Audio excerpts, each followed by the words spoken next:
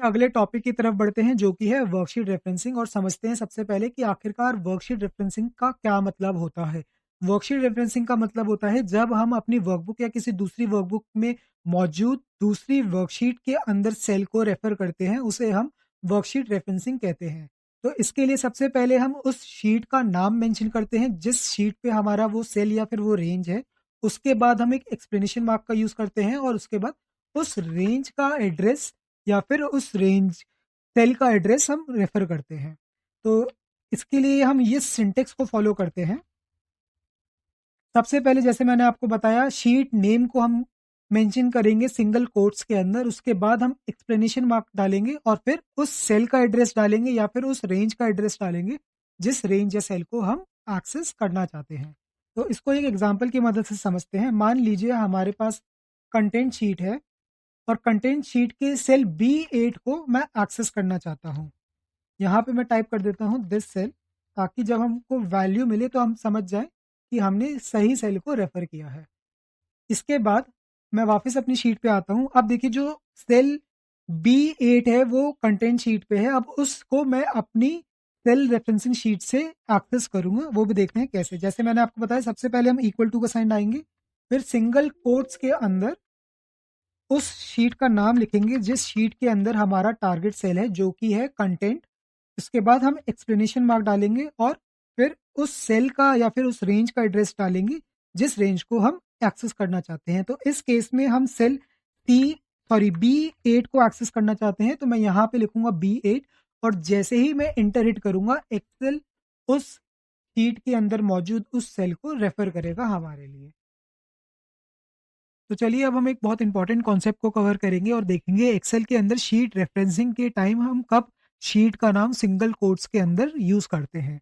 तो सबसे पहला सिनेरियो है शीट का नाम हम तब सिंगल कोट के अंदर स्पेसिफाई करते हैं जब हमारी शीट के नेम में स्पेस हो।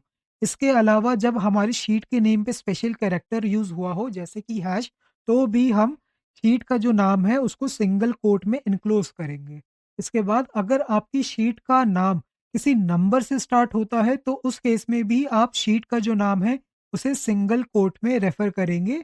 और फाइनली जब आप किसी फॉर्मूले को यूज करते हो जैसे कि इनडायरेक्ट या फिर हाइपरलिंक, तो इस केस में भी आप जो शीट का नाम है उसे सिंगल कोट के अंदर इनक्लोज करेंगे, तभी ही एक्सेल सही तरीके से समझ पाएगा कि आप कौन सी वर्कशीट को रेफर कर रहे हो।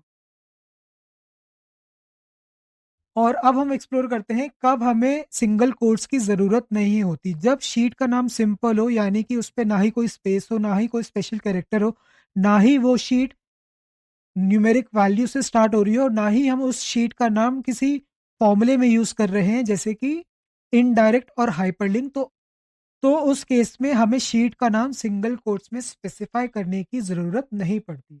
ये बहुत ही इम्पोर्टेंट कॉन्सेप्ट था जो मैं आपके साथ शेयर करना चाहता था। आई होप ये कॉन्सेप्ट आपको क्लियर हो और इसमें आपके कोई डाउट्स ना हो। अब वर्कशीट रेफरेंसिंग को हम एक और एग्जांपल की मदद से समझते हैं। इसके लिए सबसे पहले मैं इस टेबल को यहाँ से कॉपी करके अपनी नेक्स्ट शीट पे पेस्ट करूँगा जिसका नाम है प्रैक्टिस डेटा। उसके बाद मैं इस टेबल के इस सेल को रेफर करूंगा यूजिंग शीट रेफरेंसिंग कॉन्सेप्ट। तो मैं अब उस सेल को रेफर करने जा रहा हूं जो कि एक दूसरी शीट में मौजूद है। तो इसके लिए सबसे पहले मैं इक्वल टू का साइन दूंगा, उसके बाद सिंगल कोट के अंदर उस वर्कशीट का नाम रखूंगा जिसके अंदर मेरा सेल है जो कि है प्रैक्टिस डेटा।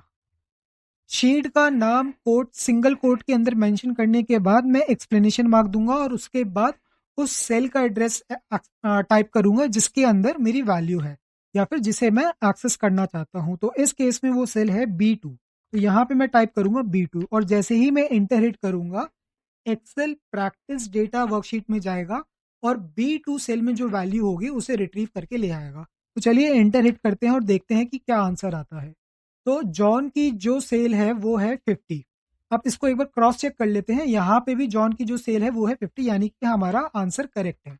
अब इसको मैं कॉपी करके यूजिंग रिलेटिव रेफरेंसिंग कॉन्सेप्ट बाकी के सेल्स में भी पेस्ट कर सकता हूँ इस तरीके से, और मेरे पास हर एम्प्लॉय की जनवरी फरवरी मार्च की जो सेल्स नंबर है वो आ जाएंगे। तो मैंने अप्लाई किया है फॉर्मूला वो मैनुअली रेफरेंस किया है, यानी कि मैंने मैनुअली शीट का नाम टाइप किया है। इसको हम ऑटोमेटिकली भी एक्सेस कर सकते हैं। हमें सिर्फ इक्वल टू का साइन देना है और उसके बाद नेक्स्ट शीट पे जाना है और जिस भी सेल को आप एक्सेस करना चाहते हैं या जिस भी रेंज को आप सिलेक्ट करना चाहते हैं उसको ड्रैग करके सिलेक्ट कर सकते हैं। तो यहाँ पे मुझे सिर्फ एक सेल को सिलेक्ट करना है, तो मैं B2 पे क्लिक करूंगा और एंटर को हिट करूंगा। जैसे ही मैं एंटर हिट करूंगा, एक्सेल सेम कॉन्सेप्ट को यूज करके, यानी कि सेम सिंटेक्स को यूज करके, जो कि है sheet name in single quote followed by explanation mark followed by cell address का यूज करेगा और उस वैल्यू को हमारे लिए रिट्रीव करके लाएगा। अब पहले की तरह मैं इस फॉर्मूले को बाकी सारे सेल्स में पेस्ट कर सकता हूँ और बाकी सारे एम्प्लॉयज की जनवरी, फरवरी और मार्च की जो सेल नंबर्स हैं उसको निकाल सकता हूँ।